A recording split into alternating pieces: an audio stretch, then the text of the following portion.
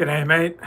40 here, looking at an article in the Washington Post about people turning to content creators for mental health support during the pandemic. So during the pandemic, viewers have turned to content creators for mental health support. And I'll throw down the link for this in the chat. And so we live very much in an era of expertise. So what expertise do content creators have to provide mental health support? And apparently, you'll never guess, most content creators are not trained mental health professionals, which is true. Good point. Fair enough. But there's no empirical evidence of a strong and definitive nature that mental health professionals are particularly effective at their job. That's what's missing from this Washington Post essay. So here we go. During a live stream hosted by Abdallah Elyan. I've never heard of this guy, but he's an official Nintendo brand ambassador with 884,000 subscribers. Wow, someone's binging. Yeah, actually, I'm not binging on Ricola. It's just that my set designer. I spent thousands of dollars on a set designer, and he wanted me to brighten up this presentation, and he thought a good packet of Ricola would do the trick. So the Ricola's there just for the exciting visuals. It's also delicious. Sugar-free lemon Ricola. And also occasionally doing a live stream, you get a little tickle in your throat. Nothing like a Ricola to ease that out. So anyway, Abdallah Elyan, have you ever heard of this guy? He's an official Nintendo brand ambassador. A viewer donated $5 along with an accompanying message. I'm going to take my life now, the viewer wrote. Yeah, I thought thousands of dollars for a good Hollywood set designer, absolutely worth it. Okay, cola consumption truly makes one see many other people. So certain things tend to happen as soon as you go online. You tend to become more spontaneous. So you do things more quickly than you would otherwise. You don't tend to think as much about what you're going to do, so you make more impulse purchases online. You tend naturally to become more grandiose, to have a more exaggerated sense of your own importance than in the real world. You tend to become more of a narcissist seeking admiration, and you tend to share things, dark things, that you wouldn't normally share in face-to-face interactions. So that's the danger of this online world, is that people will say all sorts of horrible, dark things that they wouldn't say face-to-face. So here, someone donates a $5 super chat with the message, I'm going to take my life now. I mean, that's disturbing, but that is the nature of the online world. People are both more spontaneous and they are more morbid. And that's why we've got the perils of the e-personality. So Elyan, who makes YouTube videos under the name Abdallah Smash, said he immediately erased the message from the live chat so other viewers wouldn't see it. And on a side monitor, he instructed his team of moderators to check in with the viewer. He kept his stream going. It wasn't his first time handling this kind of situation. So yeah, I don't know how I'd handle that kind of situation. That is disturbing. But in my real life, people with suicidal ideation, I tell them to get help, and then I tell them to stop calling me. If someone, when they're calling me, I had one acquaintance who was talking about suicidal ideation, and so I told him, I don't want to hear it. Stop. So Elyan trains his moderators to move concerning comments to private chats where they can listen and deliver professional recommendations for therapists or hotlines. That's all great, but I'm all for expertise. I love expertise, but there simply is not empirical evidence that mental health support is particularly effective. Right? You can only help someone who wants to be helped, and if somebody wants to be helped, then usually they are not so mentally troubled. My directive for moderators is to reach out and see if we can get them to talk on the side. We're not experts. Moderators are not therapists. You have to be able to give resources the viewers need. My team reports back all that stuff. It feels good having that support system. Like this is a live stream. It's not a mental health support system. The support system may be a side benefit of being part of this community. But what we primarily do is discuss political, cultural, religious, and personal issues. But it is a relationship. Like you say things, I react. I say things, you react. I do it for you. You do it for me. We do it for fun. We do it for free. We do it for all the right reasons. With loneliness and anxiety on the rise during the global pandemic, gamers and popular streamers alike rely on comfort content more than ever. Well, this is just a symptom. So to get down to root causes, it's not the pandemic. It's people who feel ill at ease with themselves and with other people that need excessive amounts of comfort. Fans tune in nightly to watch their favorite content creators. It helps them cope with isolation. Problem is that while streamers offer companionship and entertainment, they aren't trained therapists. Well, why is that a problem? It's like saying the problem with National Football League players is that they're not trained physicists. So a lot of people get comfort from watching their favorite sports teams and sporting heroes compete. Now, who would expect their favorite sportsmen to be mental health experts? And even mental health experts, there's not much empirical evidence that they consistently provide help. Will you ever do a gaming stream? I don't think so. I haven't yet. It's not that I look down my nose at it. I've got such a busy life reading books and reading essays about books and the other things that I like to do. It just seems like adding a vice to my life to add gaming. Gamers and streamers help viewers maintain a sense of normalcy at an uncertain time. Maybe. This is just like one type of community, so we can discuss heretical ideas in this conversation that you often can't talk about in real life. But stream chats and Discord servers can take a dark turn when viewers share their intimate mental health struggles. Well, all sorts of things can take a dark turn, right? If you're going to have human interactions, any human interaction, online or offline, they can take dark turns, and people might start opening up about mental health struggles. Responding during these sensitive times is a big responsibility. Is it really? Like, if you're a gamer, why would anyone expect you to have expertise about mental health? I mean, it's not really your responsibility as a live streamer to provide mental health care for troubled viewers. Not that you necessarily have any expertise, and not necessarily that there are any people out there who are particularly skilled and helpful. Mental health experts say professional and medical intervention is often necessary.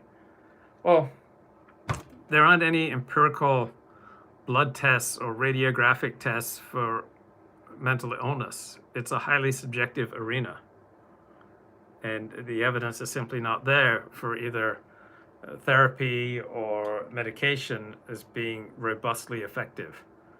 So whether it's exercise or therapy or medication, it all has a result that's just a little better than the placebo level result. So that's what this article lacks, is this sense of proportion, that we don't have empirical evidence for mental health care being consistently particularly effective above a placebo level. I wish that wasn't true, but that's the reality. So this article just seems so one-sided. Responding during these sensitive moments is a big responsibility. It's cool that Luke has got a contract promoting Ricola and Yasso ice cream. 40's become an influencer. Yeah. While growing their audience is every content creator's dream, that growth can make it a more difficult task to handle or even notice individual cries for help. Well, would you say the same about an actress or a model or an author or a politician or a sporting hero? Okay, they develop a growing audience. Is it really their responsibility to handle and notice individual cries for help? I mean, if you can do it, that's a beautiful thing. It's not your responsibility as a live streamer. Like, help where you can help, but in areas of mental health, it's very tricky. So you might help one person, and then you might get deluged by other people, and maybe way beyond your own abilities. So Elian says it's not uncommon to have messages about suicidal ideation in his live chat. So if I encounter that in my live chat, I'm just going to ban people. I don't want that. He often sees teenagers opening up about personal problems in his channel's private Discord server. Yeah, that's a tricky thing. When Elian sees messages about family troubles and abusive situations, his moderators step in. This keeps the chat a fun place to hang out while his team gets support and resources to those who need it privately. Okay, support is something you should look for on your deathbed. Otherwise, if you're still breathing and kicking and living, you shouldn't be looking for support. Okay? Support is for dying people. And Elian is prioritizing his own mental health. I mean, this language, like, it's not that we have that much definitive information about what creates mental health so that we can then prioritize it. He includes workouts and eating healthy. It enables him to deliver what his audience needs at such a critical time. It's such a pretentious article. My entire life is about making everyone else happy. That's the facade you have to put on. Oh, poor boy. At the same time, you have to take care of yourself. Waking up, working out, physical health will absolutely turn into mental health. They're connected. Oh, great. Thank you for that, Elian. I would never have known that. Mental health experts. Don't you love mental health experts? I mean, how do we know that they are expert? They've got degrees. They've passed accreditation. But do we know if they even make much of a difference with people? But while gaming and live streams offer comfort, it's only the first step in getting real support if people are really struggling. Apparently, a large portion of the gaming community relies on streamers for support, but they need better access to mental health care services. We don't have much empirical evidence that mental health care services make a robust difference in individuals' lives. So have you heard about Rise Above the Disorder?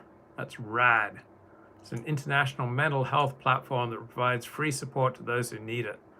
Connects people who can pay to therapists. Yeah, look, please display your framed credentials behind you. So I think the only credential I have is that I graduated from Alexander Technique teacher training after 3 years. So I did like 3 years of Alexander Technique teacher training, and I graduated. So I think that's about the only credential I have. When I look at a person reaching out to a content creator, I don't see them doing something wrong so much as doing the only thing they can do, or turning to the only person they can go to. The unfortunate reality is that this person is most likely ill-equipped to be there the way viewers need them to be there. Well, who is equipped? It's such a subjective area. That context is what's missing. So some people are going to improve by going outside and getting exercise. Other people are going to improve by going to church. Other people will improve by taking medication, and other people will improve by going to a 12-step program. But we don't have, robust indicators of which types of mental health consistently work.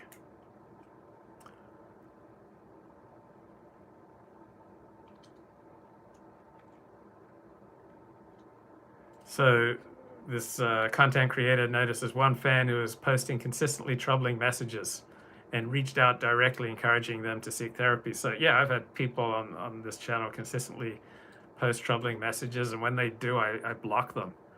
And if they reach out to me directly, yeah, I tell them to get therapy or see a psychiatrist. I have a general sense of worry for viewers' well-being. and whether my advice is truly beneficial. Well, I don't know if I worry. I talk about what works for me and what I've read, and then let it go. I'll try to urge them to see a professional. Well, this is what's missing: the empirical evidence. Professional healthcare. There's no robust evidence that professional healthcare is better than unprofessional healthcare.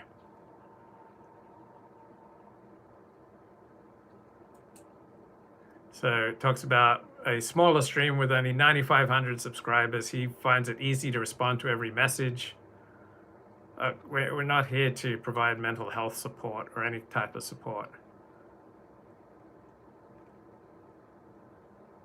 If they don't have a place to go, is that going to make their day worse? I always try to tread carefully. I never want anyone to think I'm trained to help anyone else. I'm not licensed. Well, it's not like licensing and training is empirically, obviously, robustly going to make you better at providing mental health support. Michelle Ruth, a licensed counselor in London, says she understands why a viewer might feel they have something in common with a creator they love. But instead of creators trying to act as stand-in therapists, she says streamers should continue to send viewers to professional resources. In other words, come put money in my pocket and in the pocket of my peers. We're professionals. While some commenters might be joking or looking for attention, it's not a moderator's job to tease that out. It's only their job to provide links to therapists or hotline numbers and to treat everyone as if they're being serious. It's a huge pressure for creators, but the consequences if they get it wrong are massive. Well, it's not on creators to take care of their audience's mental health needs or other needs. So if you break a leg and you come in here and say, oh, 40, I broke my leg, what should I do? I mean, you're an idiot. You're coming in here looking for help. So I'm not sure the consequences if they get it wrong are massive. It's not their duty. Oh, Rune says, but Mr. Ford is an amazing mentor. He's very inspirational for some of his viewers. Thank you, Rune. I try to do the best I can, but try to have an understanding that there's a limited number of things that I can control, which are basically just my reactions to life. And then I can share with you my own experiences, my own readings, but I can't control or direct your life. It's up to you to do the things that you need to do. It can be expensive or difficult to get professional mental health. 40, my posture is a bit out of whack. Okay, bro, here I've got an exercise for you. This exercise I found is the easiest way to get back in whack, and that is to expand your field of awareness. So right now, I'm seeing both sides of the room simultaneously, as well as everything in front of me. So when you expand your field of awareness so that you're seeing both sides of the room, what happens? Notice I started going up.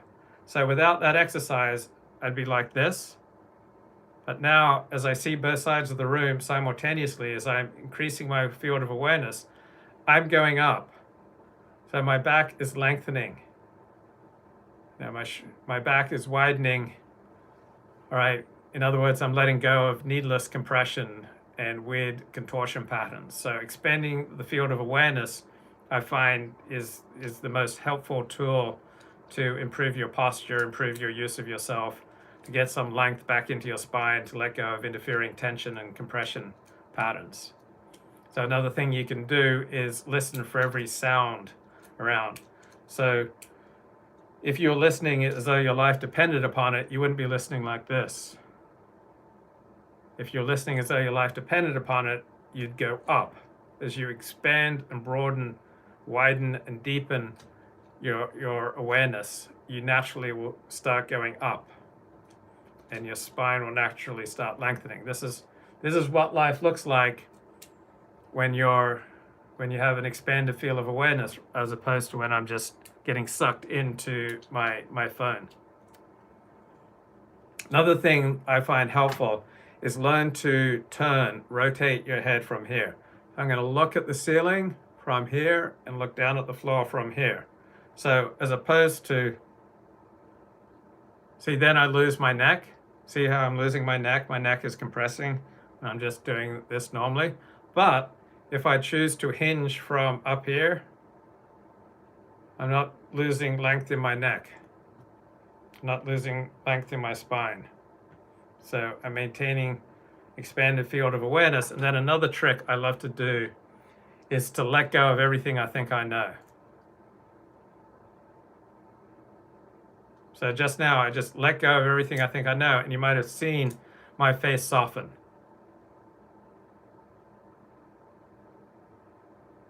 So when I let go of everything I think I know, I let go of any unnecessary tension and compression around my eyes, my forehead, my lips, and my neck and back. My breathing becomes easier, my back unlocks, lengthens and widens. Now, you have to keep coming back to it because you immediately start reverting to everything that you think you know. But if you deliberately take a time out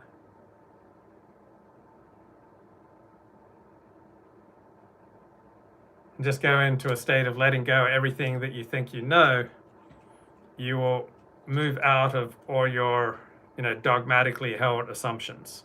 And that you should immediately feel your breath freeing up and your back unlocking, and just letting go of unnecessary tension and compression in your face and your neck and your shoulders, because all beliefs are just unnecessary muscular tension. So when you let go of all your beliefs, you not only let go of all your political and religious and social and cultural beliefs, you also let go of all your fears and all your resentments. So you're moving into a state of awareness rather than judgment. Now, you don't want to be in a state of no judgment all the time. Obviously, we all have to make constant judgments. But unless you need to make a judgment, you're much better off being in a state of awareness rather than a state of judgment. So it's easier to just move into a state of awareness rather than judgment by deciding, I'm going to let go of everything that I think I know. So that way I'm no longer defended against you. I don't have all these barriers of my strongly held beliefs, and it's not interfering with my breath or with tension in my neck or face or shoulders. It improves my breathing, my voice quality. Everything goes better when you're simply in a state of awareness. Look at that wonderful bird flying by, and a little bit of breeze through the palm trees.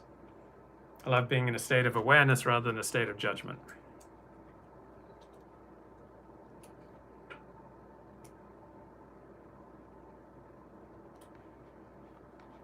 Okay, in the news, massive jury watch. So when do you think we're going to find out about the Derek Chauvin jury? Right? I mean, didn't the O.J. Simpson jury come back in about 2 hours? So I want to be in a state of awareness for when the rioting starts up here in Los Angeles.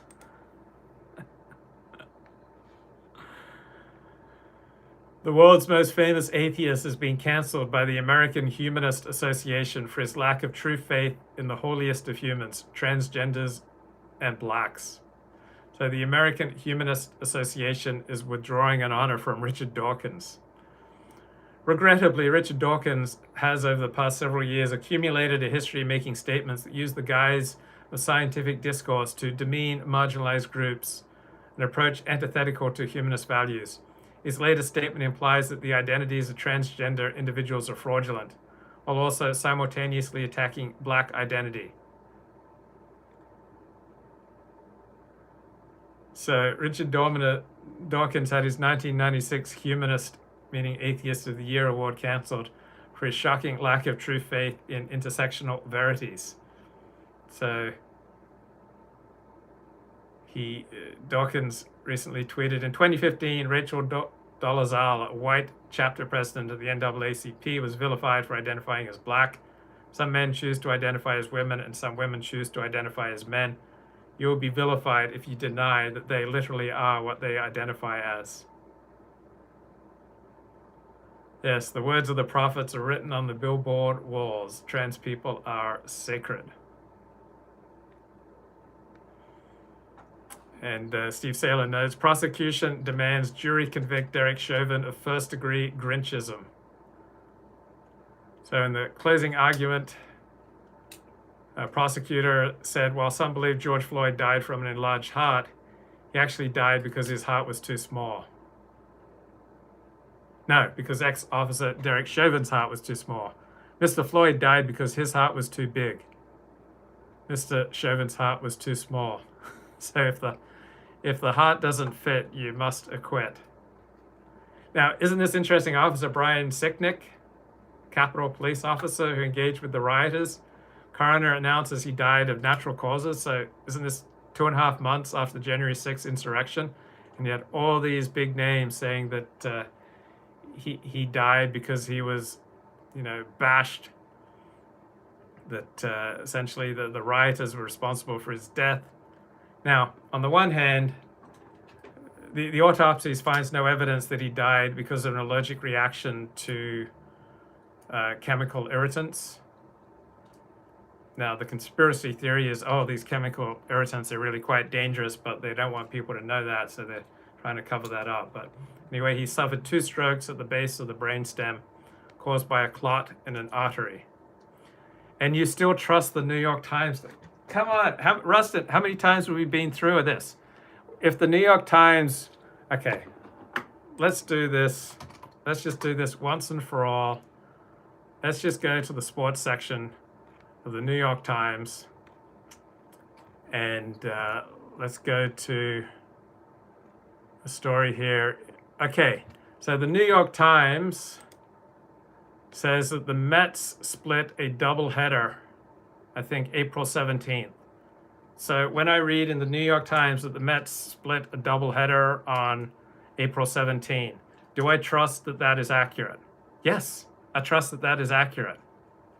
So if Rustin tells me there's life on another planet, do I trust Rustin on that? No.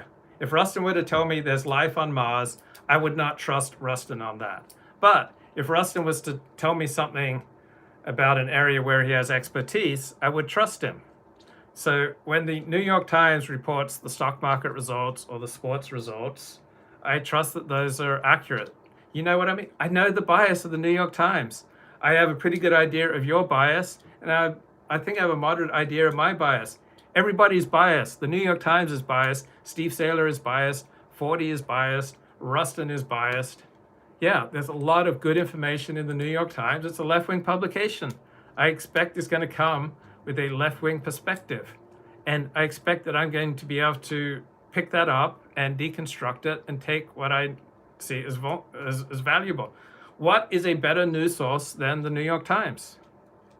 It's not like we live in a world where we have choices of perfection and I'm settling for the imperfect New York Times. No, we live in a world of imperfection.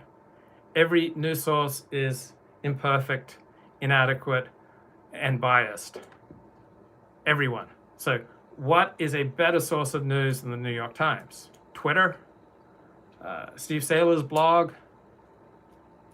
And I love and admire Steve Saylor, but we live in a world of imperfection. So where do we go? I read the mainstream media and I read the dissident media. And when they have different perspectives on the same topic, I like to read both perspectives. Sometimes I side with the dissident media. Sometimes I side with the conventional media. Tell me a better news source than the New York Times. I'm waiting. I mean, is Russia Today a better news source? Is the Gladstone Observer in Australia a better news source? Is, I don't know, the Times of London, the Wall Street Journal, American Renaissance, 4chan poll. I don't know a better news source than the New York Times. There may be one, and I look forward to checking it out. And I know the New York Times got a left-wing agenda, and so it's easy for me to go through it. You treated the assertion that the rioters killed that cop with a fire extinguisher's gospel 3 months ago. I did? I don't remember doing that. So I thought that what the rioters did was stupid. I don't think it was an insurrection.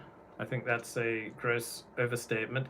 I thought it was a riot, but it was a relatively benign riot. All right, it was nothing as dangerous as what Antifa and Black Lives Matter routinely do. There wasn't nearly as much property damage and damage to people. So we had a police officer shot Ashley Babbitt. We had other people die of natural causes, of medical emergencies. Remember the the shitter diatribe. The shitter diatribe was not about, oh, you guys murdered Brian Sicknick. The shitter diatribe was, you don't go and defecate on places that where you are not allowed, right? You don't get to just pour into Capitol Hill. You don't get to pour into my home. You don't get to pour into Rustin's home and defecate all over it. So I don't celebrate people behaving in a criminal fashion. I don't celebrate people behaving destructively. I don't celebrate people breaking windows, destroying property that does not belong to them.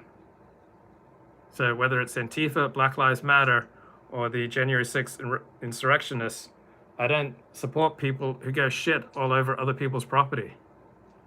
I think I'm fairly consistent on that. I hate criminal behavior. I hate rioting. I hate wanton destruction. And I hate creating an unnecessarily tense atmosphere where people make hair-triggered decisions that then result in some people dying. So I think that what happened on January 6th was a disaster for the Trump crowd, for the right wing. And I think that what Black Lives Matter and Antifa have been doing have been a disaster for the United States of America as well. I don't like criminal behavior. I don't like criminal rioting, whether it's done by the right or the left. And I don't like inaccurate reporting. So we had all sorts of pictures of shit or you must acquit. Okay, so shitting doesn't have to be literal. They were busting down windows and they created a mess. And they did not belong there. What they did was illegal, and it created a massive backlash that makes life more difficult for the rest of us on the right. Now, I do recall someone talking about literal defecation happening on January 6th. I don't have those pictures. I'm primarily talking about the metaphorical, messing up property that does not belong to you. I think that's disgusting. And I think it's also disgusting when people say that Officer Brian Sicknick, that he was being bashed to death by these protesters. I don't think there's any evidence of that. Now, what there did seem to be evidence of was that these January 6th rioters were fighting with police and exchanging blows with police. You fight with police, right? You are risking your life because police have guns. So I think that was a really stupid idea. Whether it's Black Lives Matter, Antifa, anyone, right-wing protesters, you start punching police, you start putting police under great pressure so that they have to make hair-triggered decisions on whether or not to draw their weapons and shoot. I don't think I would have been appalled if protesters of either the right or the left trying to invade a government building, if police open fire and shoot them all. Okay? I'm fine with that. If it's right-wing protesters, left-wing protesters trying to enter places where they don't belong, and the police warn, look, we're going to open fire unless you desist, and then the protesters keep coming on, then by all means restore law and order, even if it means, if necessary, shooting people who refuse to obey police direction. So one of my favorite things about the Joe Biden era is all the racial healing.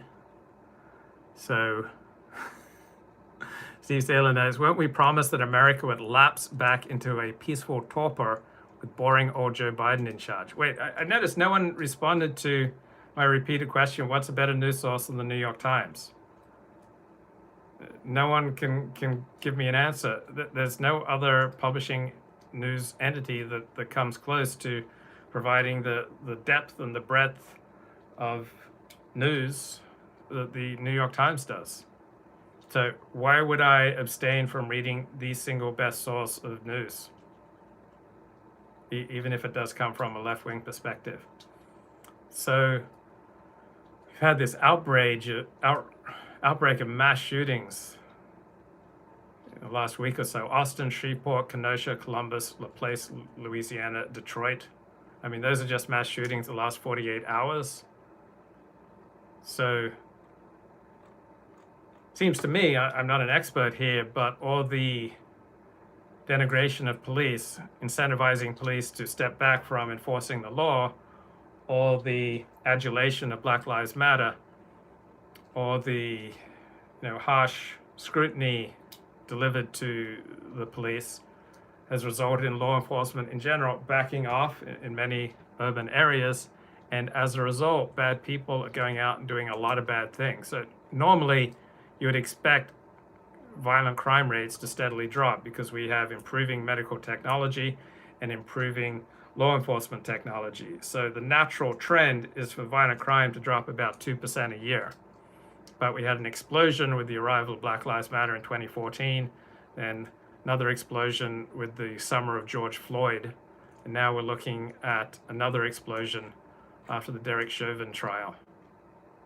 Another consequence of police backing off enforcement is that people are driving recklessly. So we had an approximately 20% rise in murders after George Floyd's death in 2020, and we had an approximate 20% rise in traffic fatalities. People are driving much more recklessly because the police are backing off. Police are getting a lot of scrutiny and criticism for enforcing the law over what's called, minor traffic offenses. So the police are backing off. As a result, a lot of bad people are driving recklessly.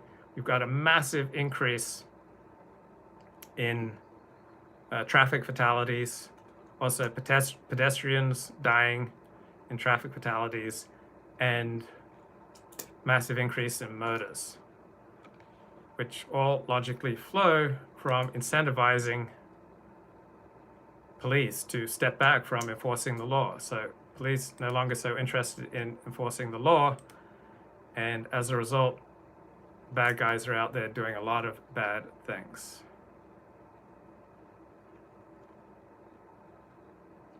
And who knows what's coming this week when we get the jury decision with the Derek Chauvin trial.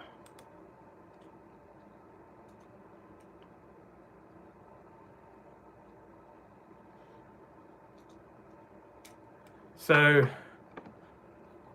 you don't want to threaten people, you don't want to fight people, you don't want to punch people who have guns, right? And you don't want to put people who have guns in a situation where they feel under great stress and duress, because you are greatly increasing the odds that then people with guns will make bad decisions. So if people with guns make bad decisions, yeah, that's largely on them. But if you have helped to create a situation where they only have a split second to decide whether to draw their weapon and shoot or not, then you have contributed to a disaster. And the January 6th rioters, by putting law enforcement, by putting people with guns under great pressure, they played a role in the shooting of Ashley Babbitt. And it could have gotten much worse. Because as far as I'm concerned, police officers who are protecting government buildings, and if they tell a crowd to disperse and inform the crowd that they're going to shoot, and the crowd keeps pushing, it would not surprise me if law enforcement fights back. Don't push people with weapons into a corner.